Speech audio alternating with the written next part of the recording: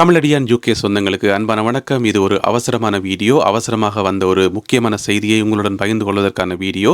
என்ன நடந்தது சொன்னால், நேற்றிரவு லண்டன் ஹீத்ரோ விமான நிலையத்திலிருந்து ஒரு ஃப்ளைட் ஒன்று சிங்கப்பூர் ஏர்லைன்ஸுக்கு சொந்தமான ஒரு ஃப்ளைட் ஒன்று சிங்கப்பூர் நோக்கி பறந்து கொண்டிருந்தது. அந்த ஃப்ளைட்டில் ஒரு சின்ன ஒரு விபத்து ஒன்று ஏற்பட்டு அது இப்போ அவசரமாக தாய்லாந்தினுடைய பேங்காக்கில் இருக்கக்கூடிய ஸ்வர்ண பூமி இன்டர்நேஷனல் விமான நிலையத்தில் அவசரமாக தரையிறக்கப்பட்டிருக்கிறது. அந்த விமானத்தில் ஏற்பட்ட அந்த ஒரு விபத்து காரணமாக ஒருவர் கொல்லப்பட்டிருக்கின்றார்.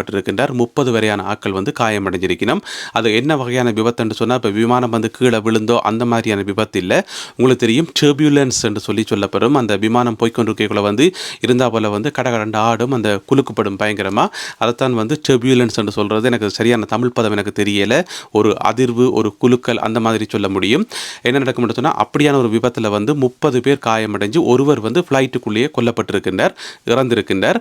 அதனால் அந்த ஃப்ளைட் உடனடியாக திருப்பப்பட்டு தாய்லாந்தை நோக்கி திருப்பப்பட்டு தாய்லாந்தில் இருக்கக்கூடிய பேங்காக் ஸ்வர்ண பூமி இன்டர்நேஷனல் ஏர்போர்ட்டில் தரையிறக்கப்பட்டிருக்கிறது. என்ன நடந்திருக்குன்னு சொன்னால், லண்டன் ஹீத்ரோ விமான நிலையத்தில் நேற்றிரவு 10 மணி 17 நிமிஷத்துக்கு இந்த சிங்கப்பூர் ஏர்லைன்ஸுக்கு சொந்தமான இந்த விமானம் புறப்பட்டிருக்கிறது. இந்த விமானத்தை பார்த்தீங்கன்னு சொன்னால், இது ஒரு போயிங் வகையான விமானம். போயிங் 777-300 ER என்றது இந்த விமானத்தினுடைய வகை. அதே நேரம் இந்த ஃப்ளைட் நம்பரை பார்த்தீங்கன்னு சொன்னால் SQ321 என்றதான் இந்த ஃப்ளைட் நம்பர்.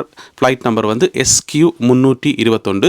இந்த ஒரு ஃப்ளைட்டில் 211 பேசஞ்சர்ஸ் போயிருக்கணும். 211 பயணிகளும் 18 விமான பணியாளர்களும் போயிருக்கணும். அப்படி போய்கொண்டிருக்கக்குள்ள கடுமையான அந்த டர்பியூலன்ஸ், அந்த விமான குலுக்கல் ஏற்பட்டு அதில் ஒரு ஆள் இறந்திருக்கிறார். விமானத்துக்குள்ளேயே 30 பேர் வரையாக காயமடைஞ்சிருக்கணும். உங்களுக்கு தெரியும், இந்த ஏர் டர்பியூலன்ஸ் என்று சொன்னால் என்னென்னு சொல்லி நீங்கள் ஃப்ளைட்டில் போய்க்குள்ள இதை கண்டிப்பாக அனுபவிச்சிருப்பீங்க. ஃப்ளைட் ஸ்மூத்தாக போய்கொண்டிருக்கும். இருந்தால் போல ஃப்ளைட் கடகடண்டு ஆடும். இருந்தால் போல பொத்தண்டு கீழே குதிக்கிற மாதிரி எல்லாம் இருக்கும். ஃப்ளைட் போய் நிலத்தில் விழுந்துருமோன்னு சொல்லி நாங்கள் பயப்படுற அளவுக்கு அந்த இது இருக்கும். அப்படி ஒரு டர்பியூலன்ஸ் வரப்போதுன்னு சொன்னால், முதலே அந்த க்ரூஸ் அனௌன்ஸ் பண்ணுவினோம். என்னென்னு சொன்னால், நீங்கள் எல்லாருமே சீட்டில் இருந்து சீட் பெல்ட்டை போடுங்கன்னு சொல்லி அனௌன்ஸ் பண்ணுவினோம். இதில் என்ன நடந்திருக்குன்னு சொன்னால், 211 பேர் இந்த ஃப்ளைட்டில் இருந்திருக்கணும். அப்போ அதில் எல்லாருமே சீட் பெல்ட் போட்டிருப்பினோம்னு சொல்ல முடியாது. சில பேர் நடந்து திரிவினம், சில பேர் பாத்ரூம் போவினம், சில பேர் சாப்பிட்டு கொண்டு திருப்பினோம். அந்த மாதிரி ஆட்கள் அந்த மூவ்மெண்ட் இருந்து கொண்டு இருக்கும். எனவே அனௌன்ஸ் பண்ண உடனேயே அந்த 211 பேரும் அதில் இருந்த எல்லாருமே சீட்டு பெல்ட்டை போட்டிருப்பினோம் என்று சொல்ல முடியாது. அதனால் ஃப்ளைட் திடீரென்று ஒரு டர்பியூலன்ஸில் ஒரு குலுக்கல் ஒன்று ஏற்படைக்குள்ள, ஒரு பெரிய ஒரு குலுக்கல் ஒன்று ஏற்படைக்குள்ள அதில் 30 பேர் வரையில் காயமடைஞ்சிருக்கணும். ஒரு ஆள் அந்த இடத்துல கொல்லப்பட்டிருக்கிறார். என்ன விஷயம் என்று சொன்னால், அந்த ஏர் டர்பியூலன்ஸை பற்றி இன்னும் கொஞ்சம் சொல்கிறேன். எப்படின்னு சொன்னால், உங்களுக்கு தெரியும், இப்போ ஆகாயத்தில் ஃப்ளைட் போய்கொண்டிருக்கக்குள்ள காற்றை உதைச்சு கொண்டு தான் போய்கொண்டிருக்கும். அப்போ காற்றை உதைச்சு தான் அது ஃப்ளைட் முன்னேறி போய்கொண்டிருக்கும்.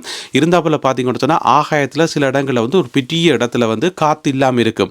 அதாவது இப்போ நிலத்தில் பார்த்தீங்கன்னு சொன்னால், குளத்திலேயோ ஆற்றுலையோ சில இடங்களில் தண்ணி இல்லாமல் இருக்கும். ஒரு தண்ணி இல்லாமல் வெறும் குளம் அப்படி வெட்ட வழியாக இருக்குமோ, அதே மாதிரி ஆகாயத்திலே சில இடங்கள் வெட்ட வழியாக இருக்கும். அந்த இடத்துல காற்று இருக்காது. அப்போ அதுக்குள்ளே ஃப்ளைட் எந்த பண்ணைக்குள்ளே ஃப்ளைட் உதைக்கிறதுக்கு எதுவுமே இல்லை. என்னென்னு சொன்னால், காற்றை உதைச்சு கொண்டு தான் ஃப்ளைட் போகும். அப்போ அந்த இடத்துல என்ன செய்ய முடியாது, ஃப்ளைட் ஷேக் ஆகும், அங்கேயும் இங்கேயும் ஷேக் ஆகும். சில இடங்களில் நிறைய தூரம் பொத்தொன்று கீழே அப்படியே விழும். அப்போ அந்த டைமில் எங்களுக்கு மிகவும் பயமாக இருக்கும், இந்த ஃப்ளைட் நிலத்தில் தரையில் முட்டிடுமான்னு சொல்லி. ஆனால் பெரும்பாலும் இந்த டர்பியூலன்ஸ் காரணமாக நிலத்தில் விழுந்து அப்படி மோதி அப்படி கிராஷ் ஆகிறது இல்லை. ஏன்னு சொன்னால், ஃப்ளைட் எப்படியும் ஒரு 30,000 அடிக்கு மேலே தான் பறந்துன்னு இருக்கும்.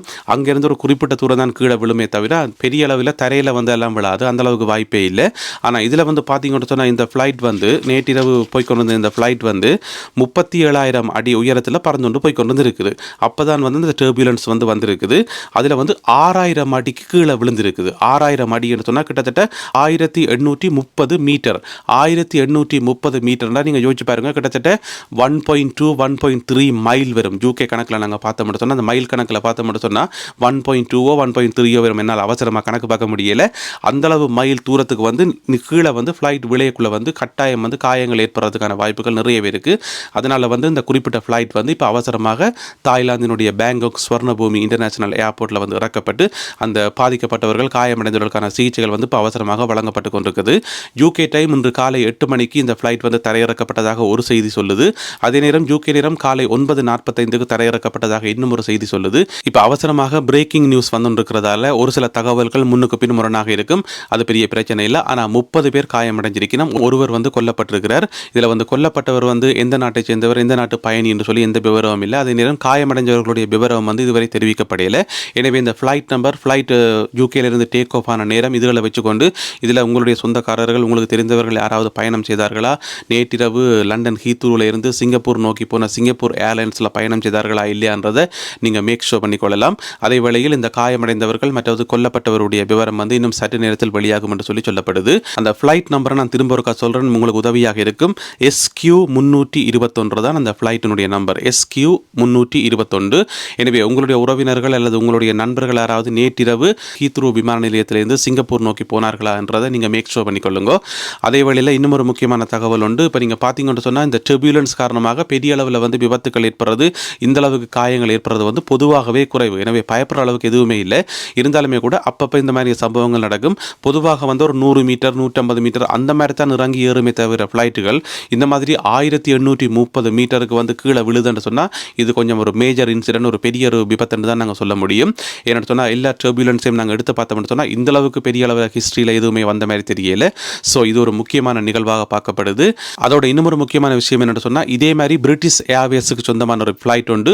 கடந்த வாரம் வந்து சிங்கப்பூர்லேருந்து லண்டன் நோக்கி வர வழிக்கிட்டது. அது டேக் ஆஃப் ஆகி கொஞ்ச நேரத்திலே வந்து டர்புலன்ஸுக்குள்ளே மாட்டப்பட்டு அவசரமாக திருப்பி சிங்கப்பூர் விமான நிலையத்துக்கே தரையிறக்கப்பட்டது. அதில் வந்து ஒரு பெண் வந்து சிறிய அளவில் காயமடைஞ்சவா, அவன் கணுக்காலில் வந்து ஒரு சிறிய காயம் ஒன்று ஏற்பட்டு அதில் சின்ன சர்ஜரி ஒன்று செய்யப்பட்டது. அது கடந்த வாரம் நடந்தது. இந்த வாரம் நடந்திருக்கிறது, இன்றைக்கு நடந்திருக்கிறது வந்து மிகப்பெரிய ஒரு டர்புலன்ஸ் என்று சொல்ல முடியும்.